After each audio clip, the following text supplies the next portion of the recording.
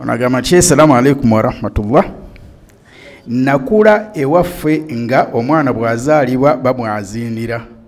Naye ate bwe nafumbirwa bawange n'aŋŋamba nti omwana bamuwa ntende. Ekituufu kye kiruwa ku bibiri ku mwana? Agamba nti nakula ewaffe ng'omwana bw'azaalibwa bamwaziinira. Naye ate bwe nafumbirwa bawange n'aŋŋamba nti omwana bw'azaalibwa bamuwa ntende. Ekituufu kye kiruwa ku ebyo? Omwana nga muzadde mukole ki?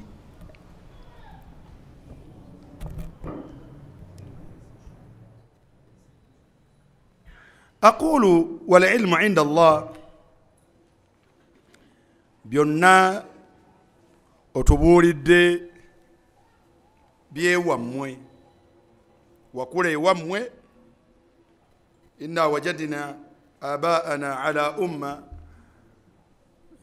wasajja baga nti ffe twasanga bazadde baffe nga balina enkola kati otuwadde enkola yewammwe ewaffe nga bakola bwe batyo wakula baziinira omwana. Naye ate bwe wafumbirwa ate omwami wo mu bufumbo ate n'osangayo nkola ndala. Wasangayo ng'omwami aga nti fene ewaffe mu maka gammwe mwene ewammwe omwana bamuwa ntende. Abaffe ekituufu kye kiruwa? Aqulu musta'inan billah nti omubaka sallallahu alayhi wa sallam arshadana ila sunanin. Omubaka sallallahu alayhi wa sallam yatulungamya eri enkola ezikolebwa ku mwana okuva lwazaalibwa, so si kuva lwazaalibwa, okuva lw'olowooza okubeera mu mbeera efuna omwana. Omubaka sallallahu alayhi wa sallam mu busiraamu nga yetutunuulidde wammwe gye bakuzaala gye wava neeno gye wafumbirwa, enkola za bitundu ebyo na ngeri ezo za njawulo mu busiraamu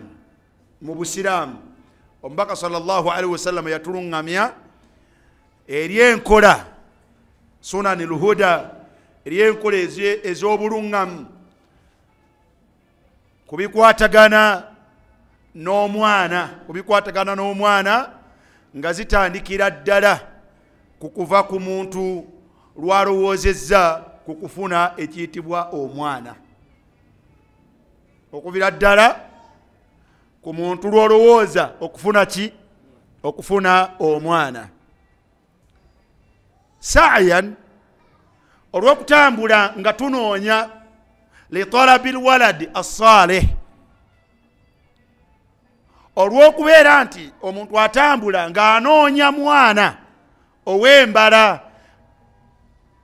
omwana owuwe.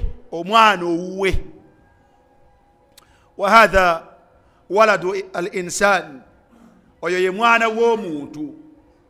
La yakunu, omwana tabalibwa mu baana bo illa idha kana salihan,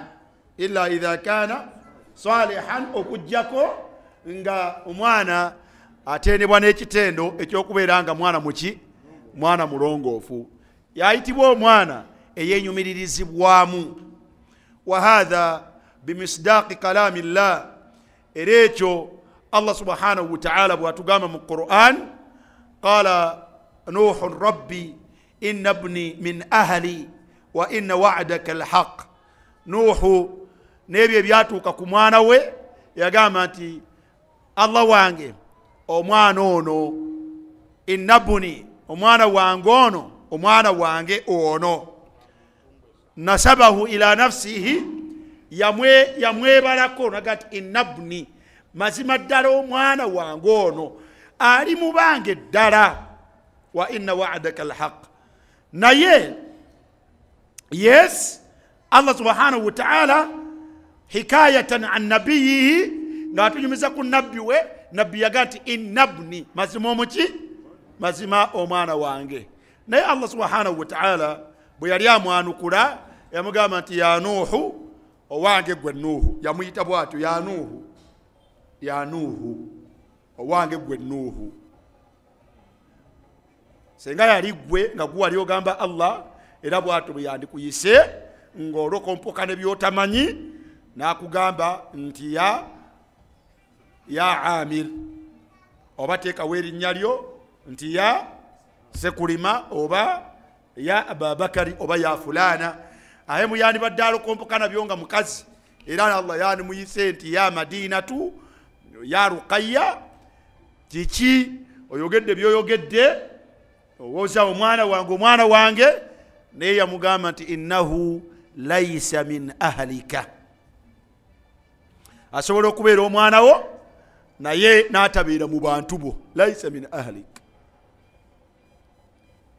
ahlu rajul,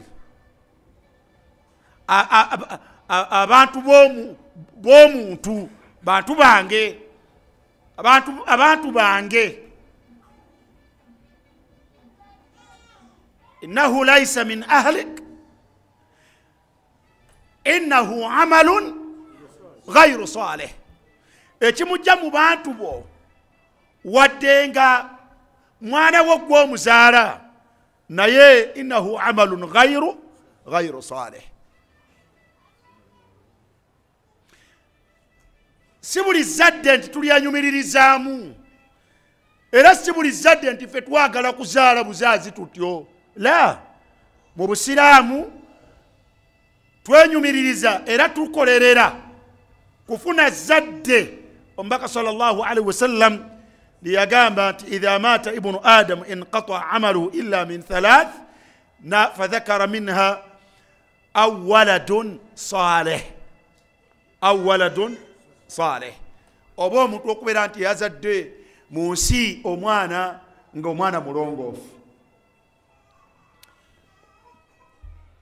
Kati arshadana Rasulullah sallallahu alaihi wasallam, omubaka yatulambikira n'atulambikira bulungi entambula ze tutambulamu n'enkola ze tukola wakati mu kutambula nga tunoonya okufuna omwana.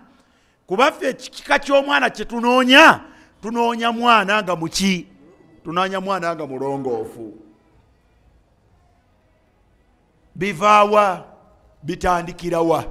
Bitandikira ddala ku lunaku lw'olowoozezza ku kuzaala omwana, ne bijja mu equation kw'oyo gw'ogenda omuzaalamu gye bitandikira. Omwana oyo gwe twogerako tazaalibwa buli muntu, wabula azaalibwa bantu banjawulo. Kati olina okunoonya omukazi nga bw'omutunuulira bw'otye qualifications zize nga zizaala omwana omulongoofu.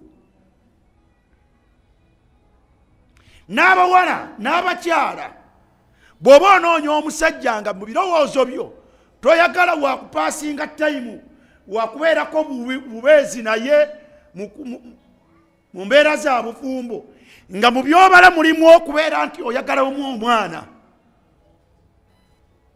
omusajja gw'oyagala abeere ng'oyo asobola okuvaamu omwana omulongoofu. Eyo nno siteepu nkulu. Siteepu ey'okubiri, engeri gy'omufunamu nayo wamufunye omusajja omutuufu alabika nga asobola okuzaalibwamu omwana, ne mumulera naye n'avaamu nga mwana ali upright, ng'alimu akatya Allah subhanahu wa ta'ala. Omukazi wamulabye n'olabanga embeera ye ddala yasobola okuzaala omwana, n'amulera, endera emukola etya? Emufuula omwana omulongoofu. Abaffe otuuka otya okubeera naye, atuuka okujja ewuwo. Siteepu ey'okubiri ateekwa kuweebwa mu mateeka ga Busiraamu, oteekwa bw'aba mukyala oteekwa kumufuna muki? Mu abo abamulinako obuvunaanyizibwa. Fankihuhunna biidhni ahlihinna. Olw'okwewala embeera eza haramu tezitulondoolera omwana. muganda wange, waladu zina sharru thalatha. lwakuba mbaka yateekako akakokkulizo n'agamba nti idha amila biamali walidaihi, omwana azaalibwa mu bwamalaaya wakusatu ku babi abameka? wakusatu ku babi ababiri.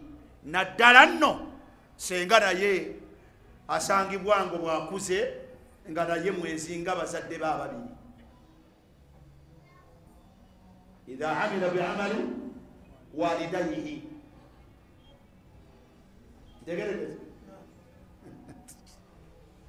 eyo si gyenjagala tutambule tutuuke tukola tutya wetwagala.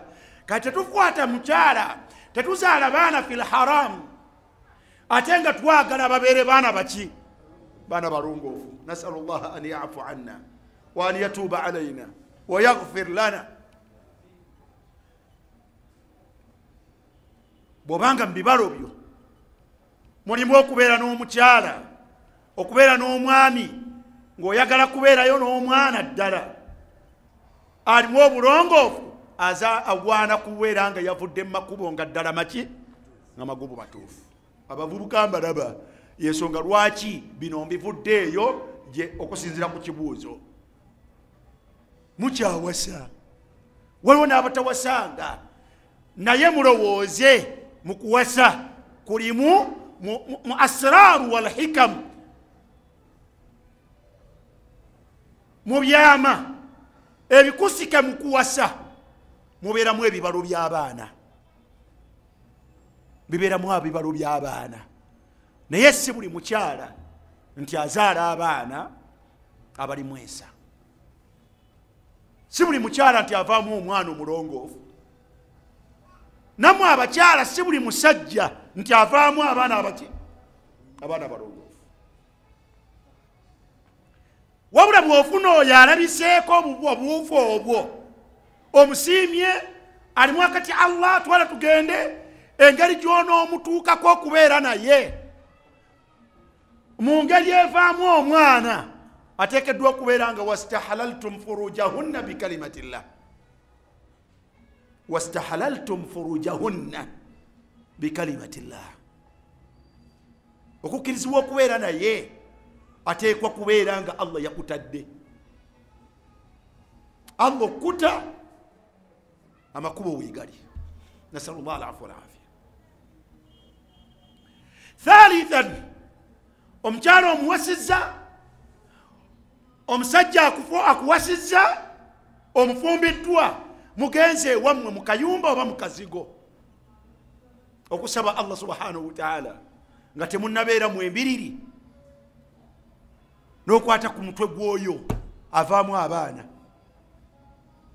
naye nakwatako ku kawompaawo n'asaba Allah subhanahu wa ta'ala obulungi obukulimu, mu bulungi obukulimu obw'obutonde n'obwo obufunibwa obufunibwa, mwe mubeera n'obulungi bw'ezzadde.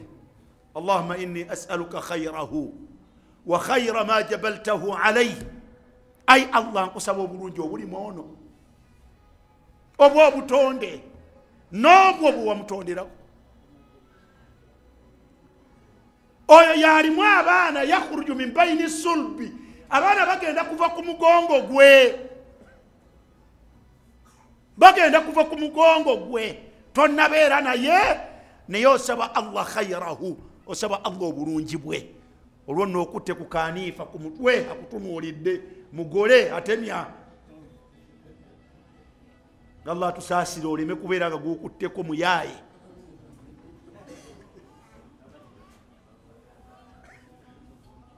aloola naye ng'abaza, yatandikidde ddawo okubaza.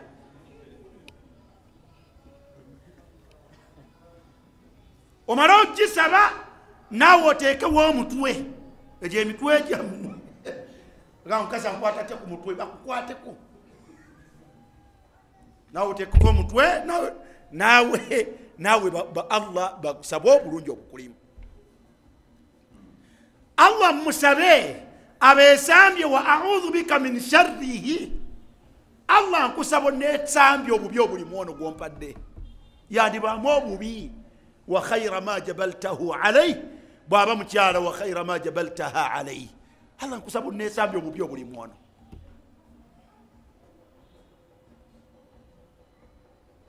Mweyongereyo step 4 ero byamugenda mumwe muva omwana. Omwana ono abamwesunga n'abamulindiridde bangi okuviira ddala ku mmwe mwembiriri, naye waliyo n'abalala abamubalabwako abalala tebalabwako.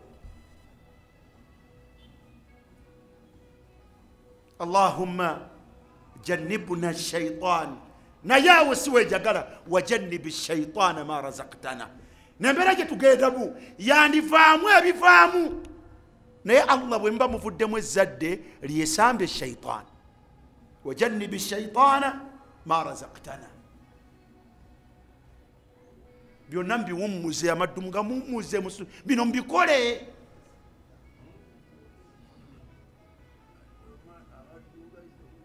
Kubanga omwana kigambo kinene, omwana kigambo kinene ya akhil karim. Wajannibi shaitana, Allah tukusaba wesambye shaitani ma razaqtana. Senga obaako nekyotugabiridde mu nsonga zino zitugendamu, osoose kusoma basimala nosaba ne Allah atangire. Senga embeera ezo zivaamu omwana, Allah amwesambye shaitani. Sahafa ngamba okupapa kubeeraawo, papa ki olagawo? Basajja bakulu bwe balabanga nga omwana ali bw'ati apaaluuka, bo bagambanga nti omwana nga alinga ataliiko dduwa. Ajibulwa ebyo wabiwulirako? Omwana alinga nga ataliiko ki? Nga ataliiko dduwa. Edduwa ogitegera gye bagamba. Bazadde be balabika babeeranga mu mbeera ezo.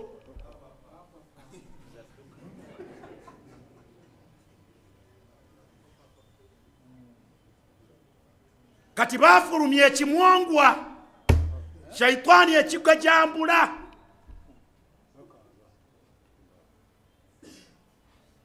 Ate bakaaba. Kaana ka myaka 6 naye tekawulira. Tokagamba kigambo ne kawulira. Ne katandika okubeera ennaku yo okuva ku olwo. Ne kavubuka ne kawongera okubeera ekitalo. Kakomekkereza mu bukulu ke kasse kitaawe waako. Kaliko olubaale weewaabwe. Mpeo si lubaale. Wajannibi shaitana ma razaqtana.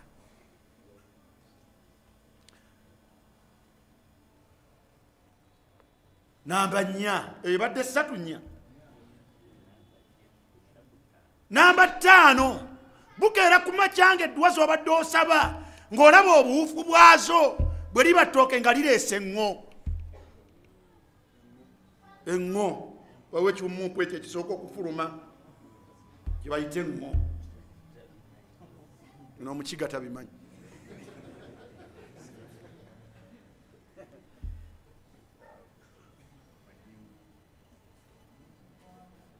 Allah bye yatuwa mu Qur'ani, yatuwaayo abazaalako abaana abalabwako abenyumirizibwamu, n'atulaga gye baayita okufuna abaana abo. Mu bo mwe muli omukyala ayitibwa Hanna eyazaala omwana we Mariyamu. Allah bwe yayogerako nti inna Allaha astafaaki wa tahharaki wastafaaki ala nisaai alalamin. Allah yamufuula wankizo ku bakyala b'ensi eno yonna. Wastafaaki ala nisaai alalamin. Naye ke yategeera nti ali lubuto n'amanya nti mu lubuto mulimu ekintu, Allah yakitulekera mu Qur'ani, naye nga gwanyumyako si wa mulembe gwa Qur'ani.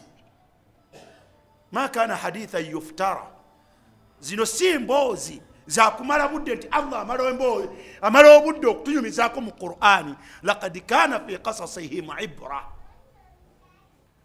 Allah byatuyimiza mu Qur'ani ayagala tubijjemu ekyokwebuulirira. Bwe yategeera nti ali lubuto yagamba Allah ti rabbi inni nadhartu laka ma fi batni, mu lubuto lwange mpuliramu ekintu.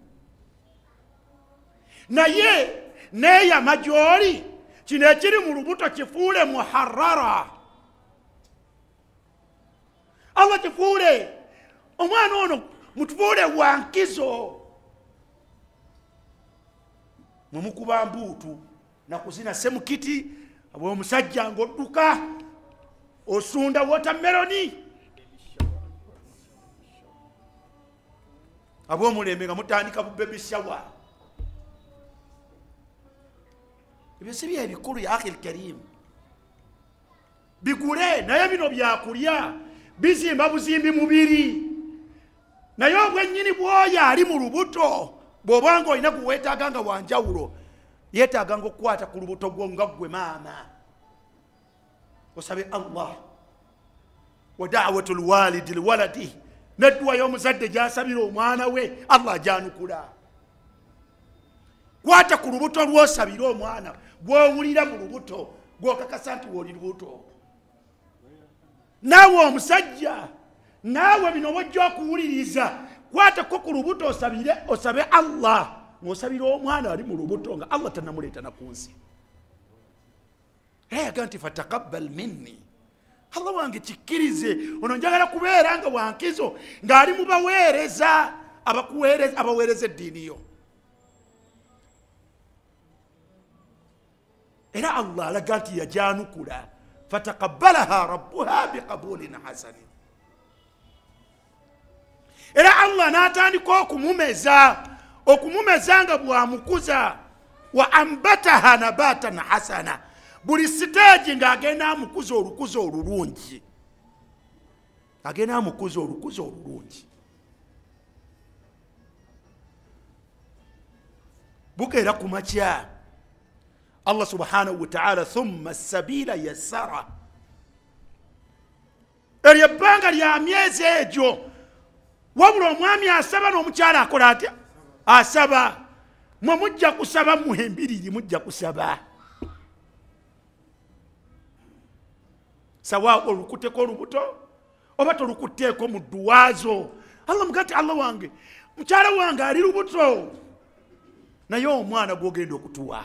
Rabbana hab lana min as-salihin alladhina yaquluna rabbana hab lana min azwajina. Allah wange mukyala wange agenda kuzaala asulirira ali lubuto naye hab lana, bw'oba ogenda kutuwa ekkula min azwajina mpa mu mukyala wange oyo.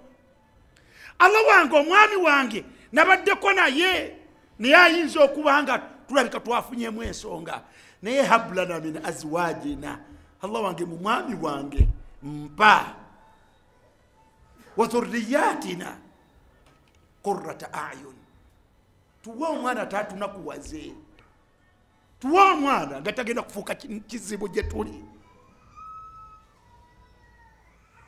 alladhina yaquluna rabbana hab lana min azwajina wa dhurriyatina qurrata a'yun waj'alna lilmuttaqina imama. Bujakera kumacha thumma sabila yassarahu, nga Allah agonzezza embeera ekkubo nga kafulumye. Alhamdulillah, kafulumye bakazadde.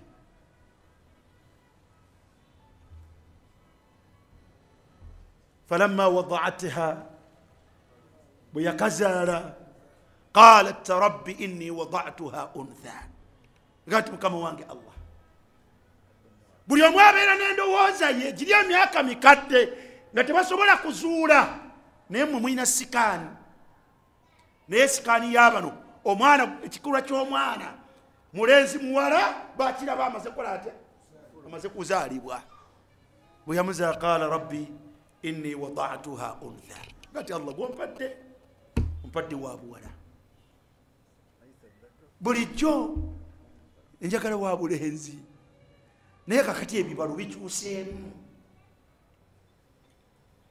Nali njagala muwalimu abeera mu muzikiti asomesa abantu twala tugende naye kati ono omuwala n'abeerawo walaisa dhakaru kaluntha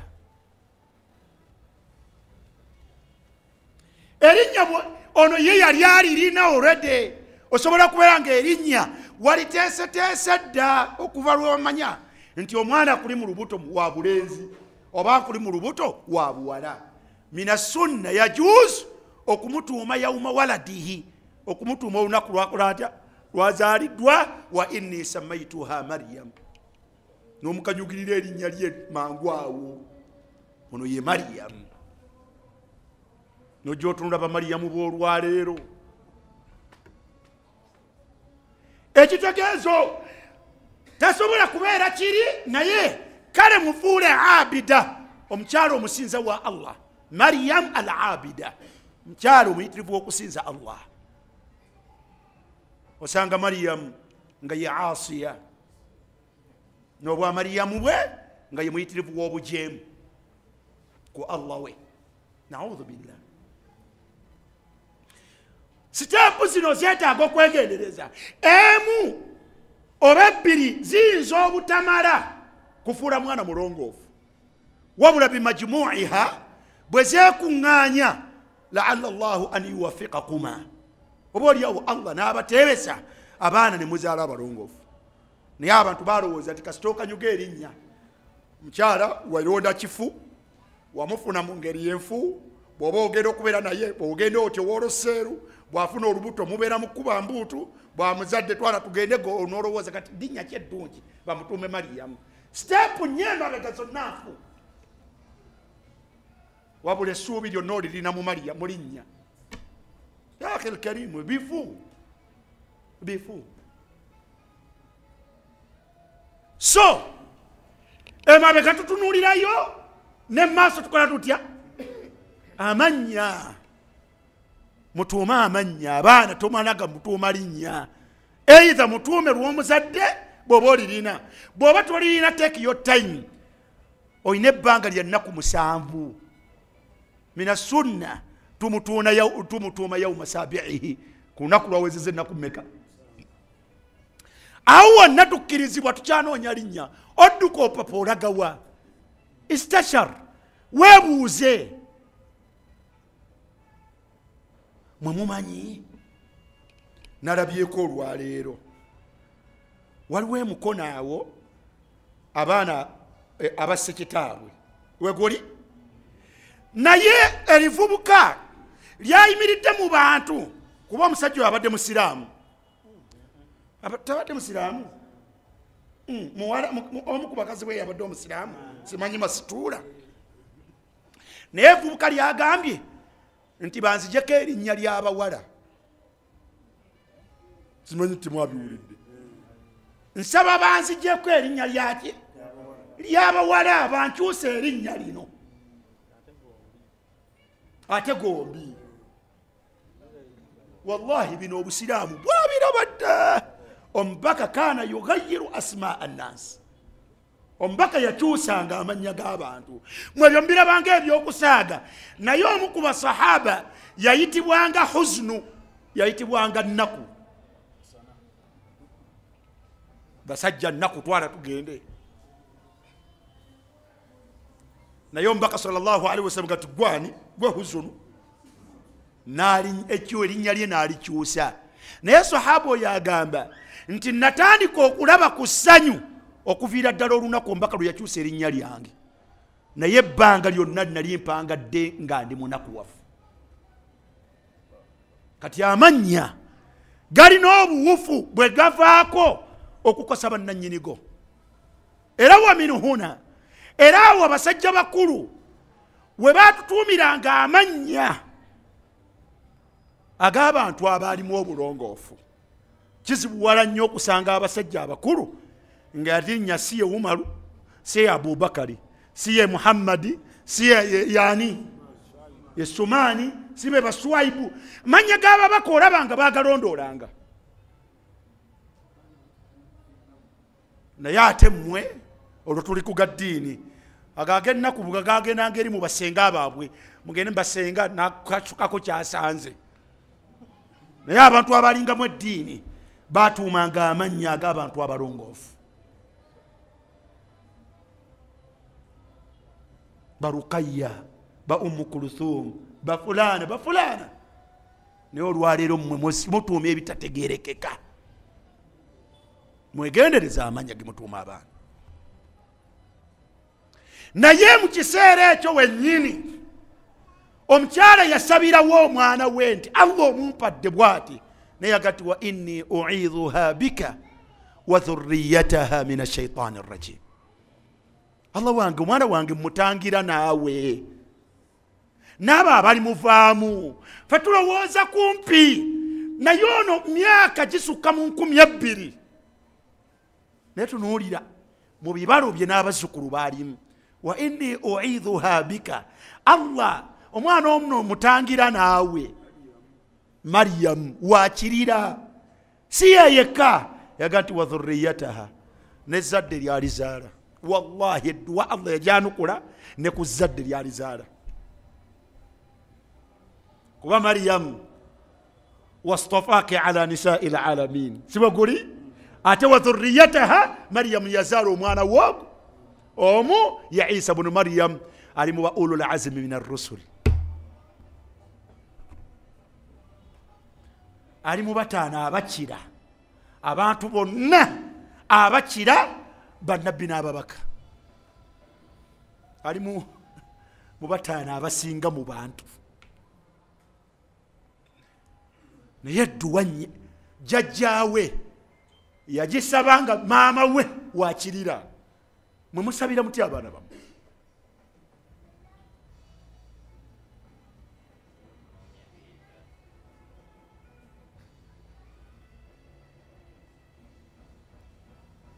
Okusabira omwana Allah okumwesambya shayitaani nga yakazaalibwa min sunanil huda, eyo nuŋŋamya ya Qur'an.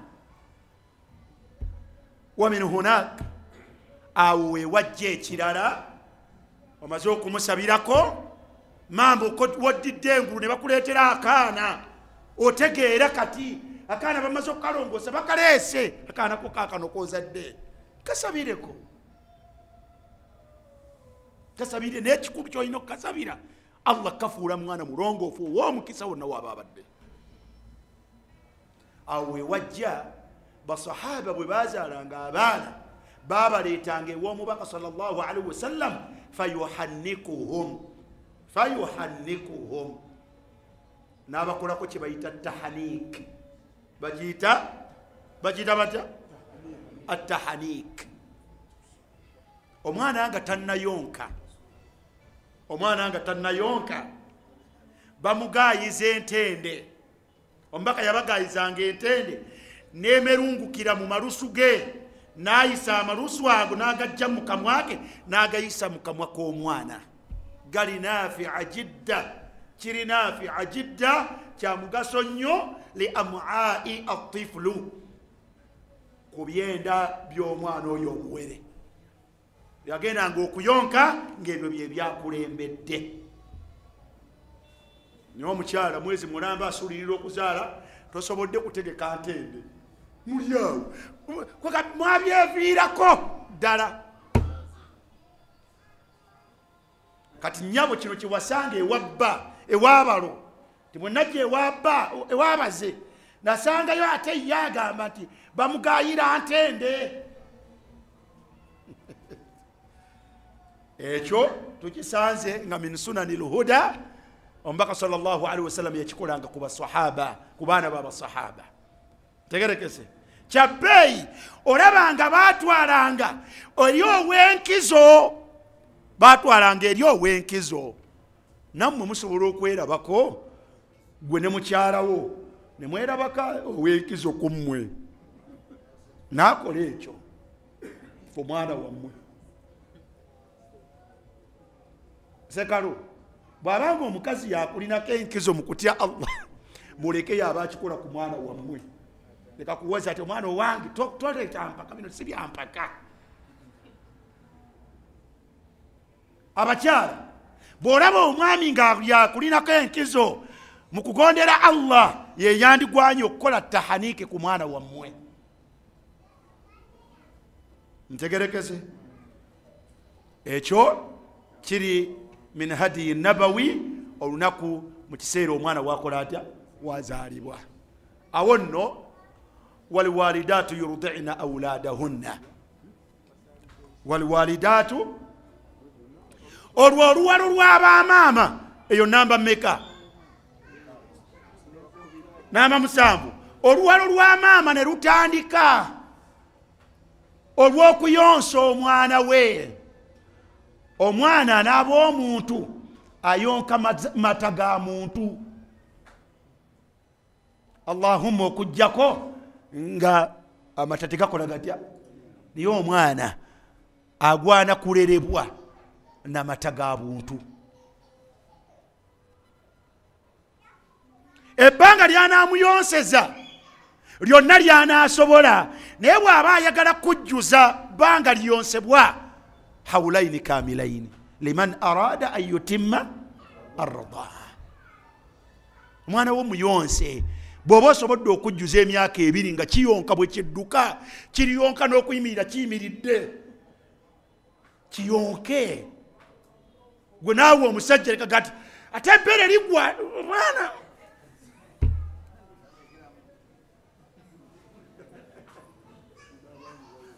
Abaami bayomba n'abakazi bali ku bunkenke.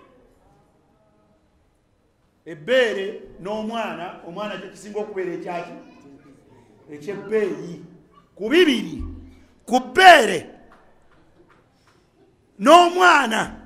Omwana ye waaki weetaaga mwana okusinga bwe weetaaga ebbeere. Gwe omukazi gwe gwe ŋŋamba, naawe omusajja oba alinabeera mu mbeera ki oneeteteekanyiza eyo, naye leka omwana akola atya?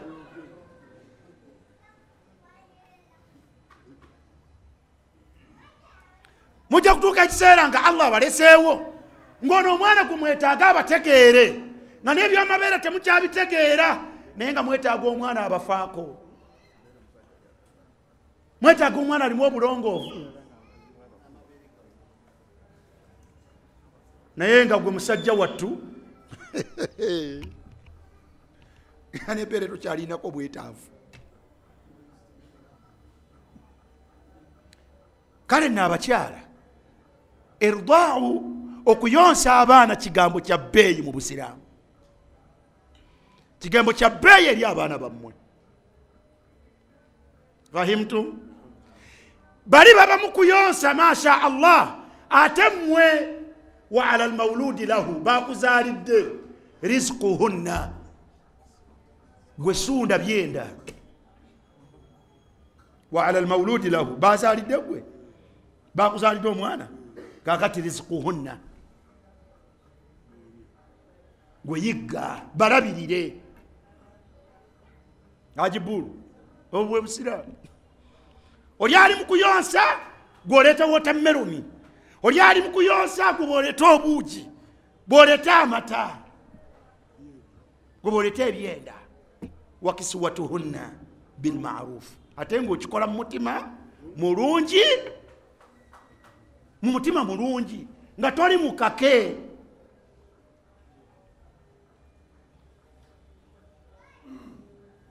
Fahimtum?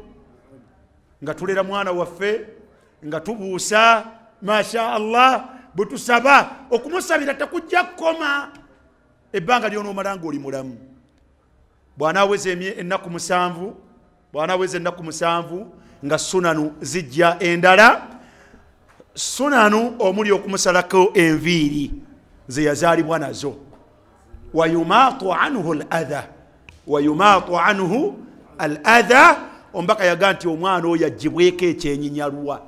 Enviiri ezizaalibwa n'omwana, ezizaalibwa n'omwana ombaka yakiyita kyenyinyalwa. Abakazi muleke kububumbirira bubumbirizi.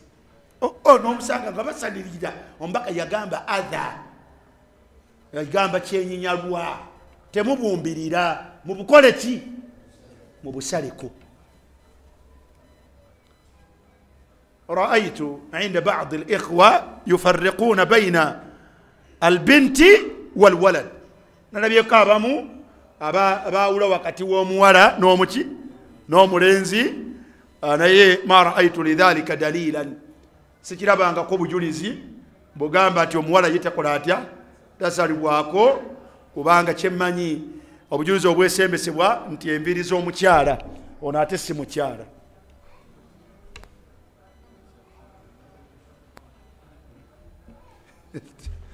muga nti enviiri za mukyala ono si muki ono si mukyala enviiri z'omukyala ye muntu omukulu nga kyewunda kye kyakwewunda kye nga ye oba kyakwewunda kye eriki eri omwami we amma ono miskiina miskiina saate era sirabangayo ebyo mubisomeraawo bwe batukobaga nti enviiri za mwana omuwala bazisaleko nga muga nti anti enviiri z'omukyala naye sirabanga yalesa enviiri za mwana oyo mpaka lwali kula nga tazisaze muzisala gyali omwana naweza omwaka nga tasalibwangako nviiri era muzisalako kakitegeeza nti shaitaani yetulimba naye tulemesa okukola kiri ate bwe tutuuka eri nga tumaze okuvaamu netulaba nga ate kya bulijjo so enviiri z'omwana alladhi ara walilmu inda Allah ti omwana enviiri zazaalibwako nazo zikola zitya zisalibwako kuba omubaka yakiyita kiki yakiyita kyenyinyalwa ku nnaku ez'okumeka ku nnaku ezo 7 enviiri ezo omuntu azitunuulira butunuulizi kya 8 oba kya 9 waliwo gwolaba nti enviiri zibadde nnyingi newabeerawo ne gwolaba nga enviiri zibadde ntono omuntu akwatayo sadaka akwatayo saddaaka bwe ziba nnyingi nga yabuvunaanyizibwa bwe ziba ntono n'okwatayo saddaaka esaanidde n'obeera nga tatasaddaku bihi n'obeera ng'ogisaddaaka teriyo minzaani epima nviiri teriyo minzaani ekolaja teriyo minzaani mu Uganda gye nali ndabye pimibwa nazo nviiri z'abaana naye tunuulira enviiri z'omwana mwenna muli bazadde kujja kuba abatannazaala naye olaba nti enviiri omwana abadde na nnyingi oba abadde naki oba abadde nantono naye tasaddaq an sha'rihi saddaaka yo saddaaka ku lw'enviiri byonna bino tunoonya ki tunoonya oba oliawo Allah omwana waffe namufuula omwana omuki omulongoofu saddaakira abeetaafu fahimtum ekirala wayuaqqu anhu era ne musalira aqiiqa abantu bakola birthday za bukadde gwe n'obeera n'omwana w'omuwala n'olemererwa okusala okuteekateeka osaleyo embuzi ey'emitwalo 25 ey'emitwalo 3 naye nga naawe oyagala obulongoofu bw'omwana wo bw'abeera mulenzi ne tumusalira embuzi mmeka embuzi 2 hadi hiya sunna ekyembuzi emu ku mulenzi shazun si kituufu kyembuzi emu ku mulenzi linda mpaka Allah lwali kuwa obusobozi obw'embuzi emmeka obw'embuzi 2 tegerekese bulungi ekirala twabuuse ensonga y'omukyala abafu olunaku omwana bwazaaliddwa tumwaziinira mu bitabo 2 tuhfatu almawdudi fi ahkami almawlud ekya Ibn al-Qayyim al-Jawziyya bwe yali alambika ebikolebwa ku mwana ng'azaalibwa yaleetamu hadithi ya Rafi' ya Abi Rafi' ng'alaga nti Hasani bwe yazaalibwa muzzukulu wa Nabbi omubaka yayaziinira mu ddyo we mu kutuuka okwa ddyo n'akimira mu kutuuka okwaki okwa kkono hadithi ya Abu Rafi' eyo yeyeesembesebwa wonna woonoosanga abaaziinira omwana ti Nabbi yayaziinira mu kutu kwa Hasani okwa ddyo n'akimira mu kutuuka okwa kkono muwala we Fatima ng'amuzadde hadithi ya Abu Rafi' ntegerekesa bulungi lakin alhadith la yathbut alhadith la yasih hadithi sinki hadithi sintuufu agala okumanya obutali butuufu bwayo nezo ezandyeyambisibwa nti zigiwanirire efunemu ku maanyi oba olyawo ebeere hasanu lighairihi ate zesinga okubeera enfu muzo mwemuli eya hasani yennyini. Hasani ono eyayaziinibwa mbona yalina waawe kyagamba.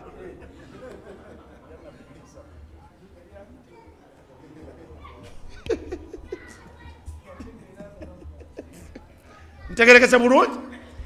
Ennambika eyo ekenenuula hadithi eyo n'ogikulambikira obufu bwayo bw'oba oli muwalimu kyabbeeyo okusoma ku kitabo bakiyita al inshirahu fi adabi nikahi kya muwalimu ayitibwa Abu Ishaqa al Huwaini akyali mulamu.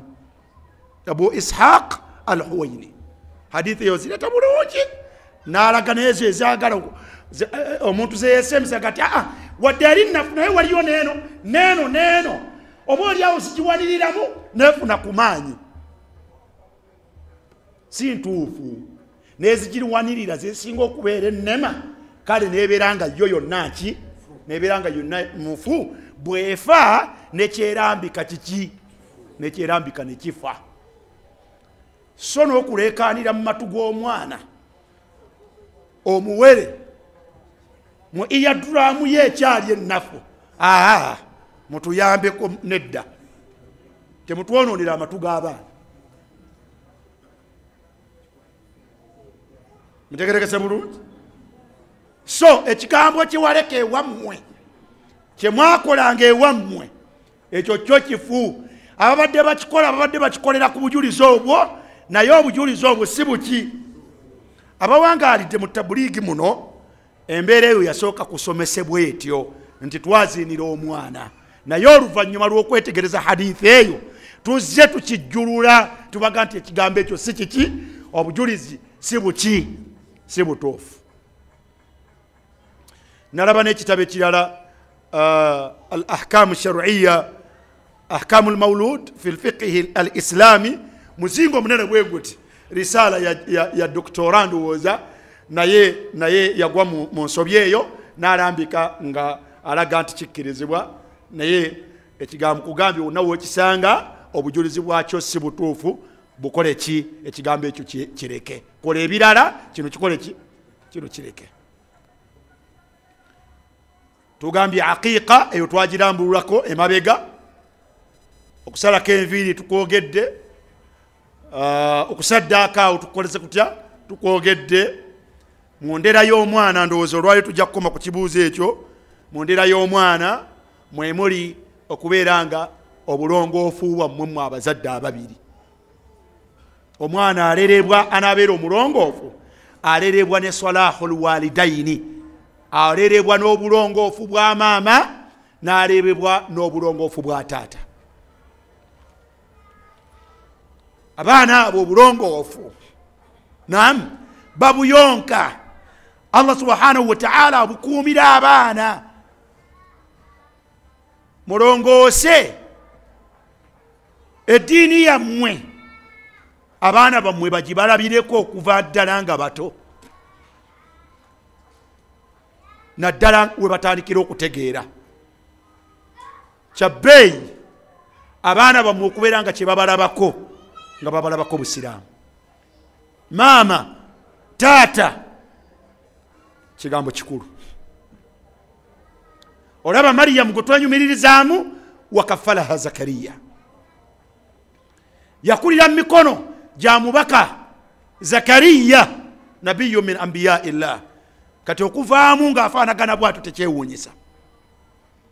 Allah subhanahu wa ta'ala amanyi n'okutta natta omwana ataabe mulongoofu olw'obulongoofu bw'abazadde be. Omwana asangibwa mu suratul kahfi Khidri gwe yatta yali muto naye Allah subhanahu wa ta'ala yamujjulula olw'obulongoofu bw'abazadde be. Wa kaana abuhuma bazadde be baali balongoofu naye Allah yamutta nga akyali muto. Naye Khidri yagamba Musa fakhashina an yurhiqahuma tughyanan wa kufra. Kyalidde tekisaana omwana ono we yandikulidde azaalibwa abazadde ababiri abalongoofu ate abeere nga ye abadde ajja kubeera kiwagi abadde ajja okubeera nga si mugonvu ku mateeka ga Allah. Allah n'ayagala an yubdilahuma khayran minhu zakatan wa aqraba ruhuma. Allah yagala abawanyisizeemu anaabeera n'omutima omuyonjo ogutali mu bukafiiri, ogutali mu bushiriku, obutali mu bwakiwagi. Wa aqraba ruhuma, ate anaabeera omusaasizi nga bo bakuze gye bali. Olaba obulongoofu bw'abazadde bwe bwafuukira ensonga Allah n'okubagirawo omwana ate abe mulungi mu bukulu.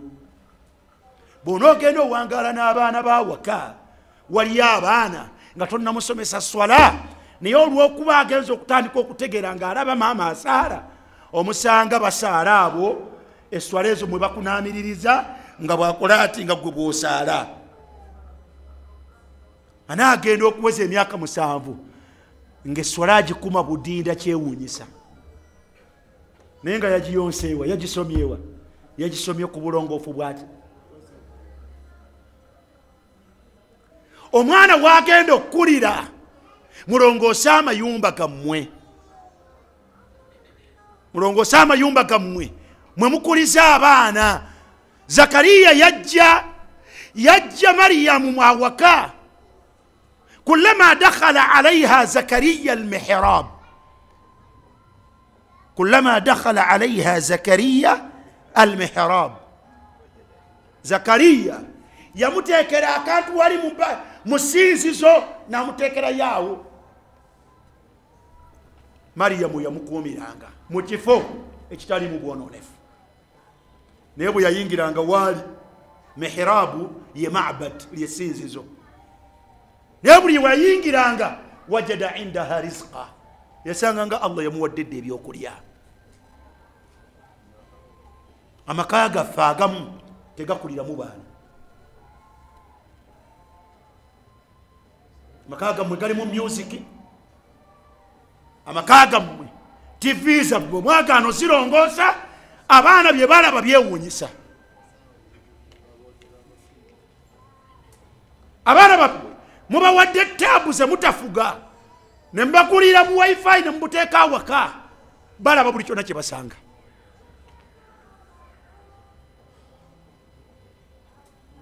Ayagala okugyamu omwana. Lwaki kino tukyogeddeko? Mu byebbeeyi omuntu byakola mu nsi 3 byokka temuliko kyakona. Emirimu emirundi gyokoleramu ggwe nga ggwe kyekisooka. Sadaqatun jaariya giwakozeemu kyekyokubiri. Ekyokusatu mu nsi omuntu akolamu kiri eki? Awwaladun salih. Kuteekateekeramu mwana, Allah n'amuwamu omwana, n'amufubako n'abeera mulongoofu. Teriyo kirala. Mulongoose amaka mwe mulerera abaana, mulongoose amaka mwe mulerera abaana. Bwe bavaamu omwana w'omuntu agwana okubeera nga ku myaka 7 omulagira okusaala. Omubaka yaga nti muru awladakum biswala wahum abna'u 7 sinin, mulagira abaana bammwe swala nga balina emyaka 7. Nakugambye nti omukyala asaala waka n'abaana be abato bayimirira mu swala, asaala bazanyiraawo mu maaso bwe bati. Bwe kakutamayo, bwe kavuunama nga tonnavuunama, bwe kavaayo, bwe kajja ku mugongo. Hatta omubaka yajjanga nabo mu muzikiti ba Hasan, omubaka yasaalanga wa huwa hamiru umama, ng'amusitula baana bato. Omubaka yavuunamanga, Hasani najja avuga akabalaasi ng'abeera ku mugongo gw'omubaka sallallahu alaihi wasallam, avuga kabalaasi, naye ng'omubaka akulembedde abantu. Abantu ne batuuka okunuuka abeeru nga tuluddeyo, agenda omubaka akyaliyo n'asigalayo.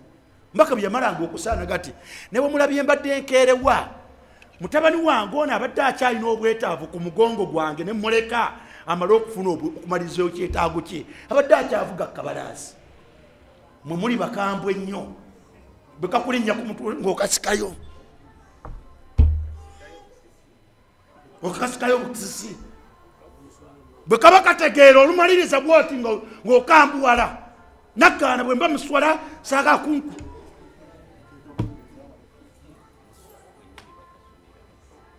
abalala muyomba nga abaana babaleese mu muzikiti musoma hadisi enfu jannibu subyanakum wa majaninakum almasajid mumwesambye abaana bammwe abato n'abalalu bammwe emizikiti hadisi mauduu wama webale kube kujja na muto so omwana w'omusiraamu ku myaka 7 eswala aba agimanyi nga tumulagira akola atya nga tumulagira asaale khitaman namba mmekeeyo namba 10 mukyekinge engeri gyemuwagalamu entegeera y'abaana bammwe engeri gyemubasomesaamu taalimuhum alilma nafi' okubayigiriza knowledge egasa okuviira ddala nga baana baki nga baana bato mbayigiriza knowledge egasa okuviira ddala nga baana bato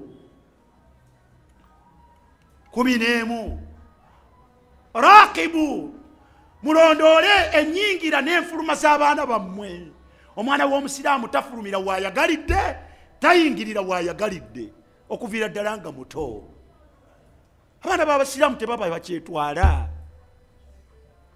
kubanga mu kufuluma okwo gye bagendera ewatakola watya ewatasaanye gye bagendera ewatasaanye 13 musupiidi okusunsula emikwano gy'abaana okusunsula emikwano gy'abaana omwana we si buli omu nti azannya naye muli ku mizigo niye abaana b'abantu bali spoiled abaana bwonoonefu kato wabbeetu mwana wo kubeera n'abaana bwonoonefu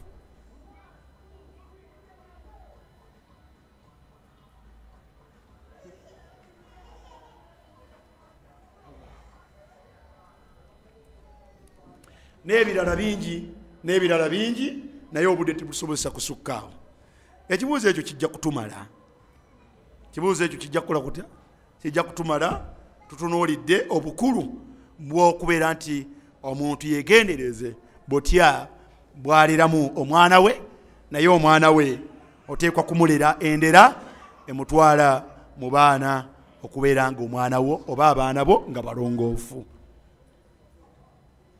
ekyokubiri tugambye nti okuziikula kabbuli y'omusiraamu kyekimu ku ebyo ebitakkirizibwa